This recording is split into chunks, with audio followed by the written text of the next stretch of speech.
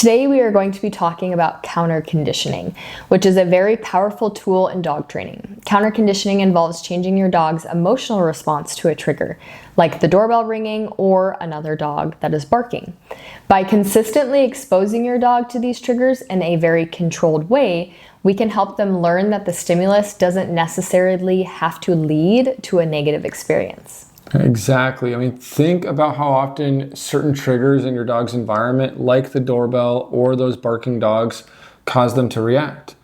What many owners don't realize is that without even meaning to, they've been conditioning their dog to associate these triggers with something that creates an emotional reaction, whether it's anxiety, excitement, or some other type of reactivity. This happens because of the association between the trigger and the dog's emotional response.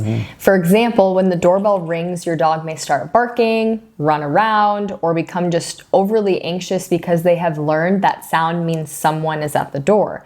But every time that doorbell rings, the same chain of events happens. Dog gets aroused or stressed, and the cycle continues.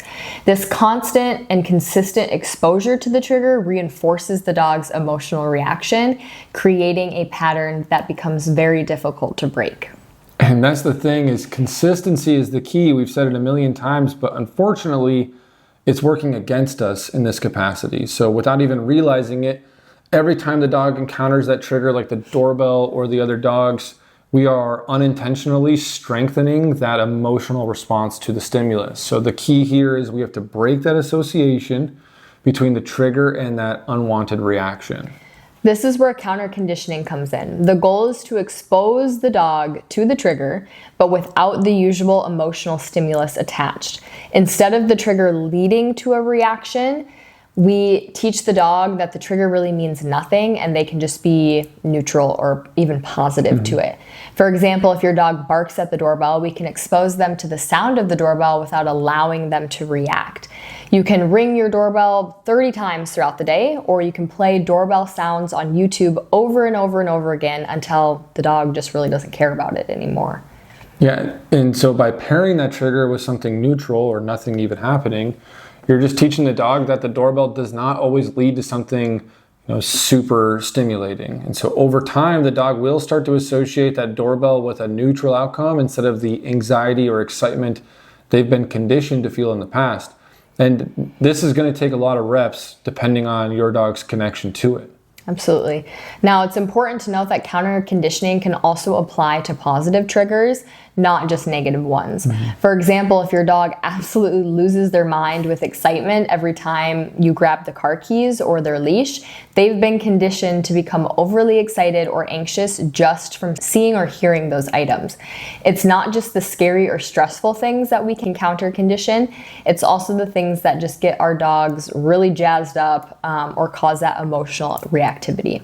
Yeah, that's such a great point. If your dog goes crazy when they see their leash or the car keys because they're overly excited or anxious, now you get to apply counter conditioning here too. So you can consistently expose them to those triggers in a controlled way without them immediately acting on it, because now we can control their body too without them charging the door and everything else. And now we can control their emotional response. And we can teach them that these items and these activities don't automatically lead to a chaotic or over-aroused state.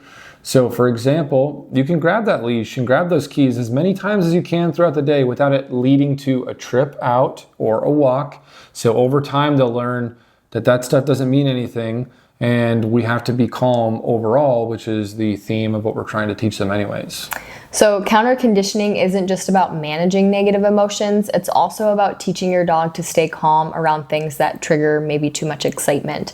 The process is the exact same. You expose them to the trigger, but instead of reinforcing the emotional response, you pair it with something positive to help reframe their reaction.